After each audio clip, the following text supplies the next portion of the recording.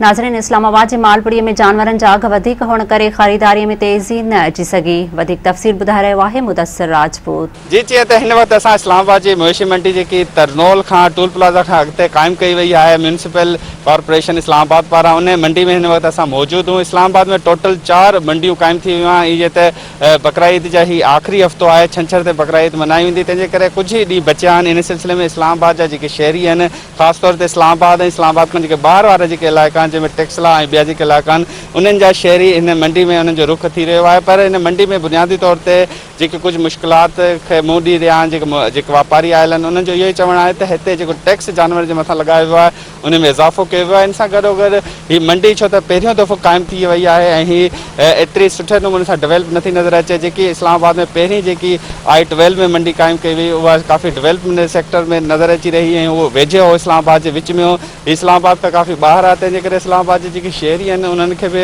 इन हवाले सां काफ़ी मुश्किलात खे मुंहुं ॾियणो पियो वञे। मां तव्हांखे इहो ॿुधाईंदो हलां त इस्लामाबाद जे 4 ॿियनि जॻहनि ते बि अहिड़ियूं मवेशी मंडियूं लॻाई वियूं आहिनि, जंहिंमें तरनोल, तरामड़ी ऐं ॿिया जेके इलाइक़ा आहिनि, 4 मवेशी मंडियूं जेकी CTA जी तरफ़ां लॻाई वियूं आहिनि। इन सां गॾोगॾु इस्लामाबाद में नंढियूं अहिड़ियूं ॿियूं काफ़ी सारियूं मंडियूं मौजूदु आहिनि जेके गैर रजिस्टर्ड मंडियूं आहिनि, पर जॾहिं त NOC पारां इहो हुकुम जारी कयो वियो आहे त अहिड़ियूं जेके गैर रजिस्टर्ड मंडियूं आहिनि उन ख़िलाफ़ कार्रवाई कई वेंदी। पर जेकी हिन वक़्तु रजिस्टर्ड मंडियूं आहिनि, हिते बि इहा सूरत नज़र रही आहे त जेकी कोरोना वायरस जे करे जेके ज़ाब्ताकार तय कया विया या जेके ॿुधाया विया उन ते एतिरो अमल दरामद न थी रहियो आहे।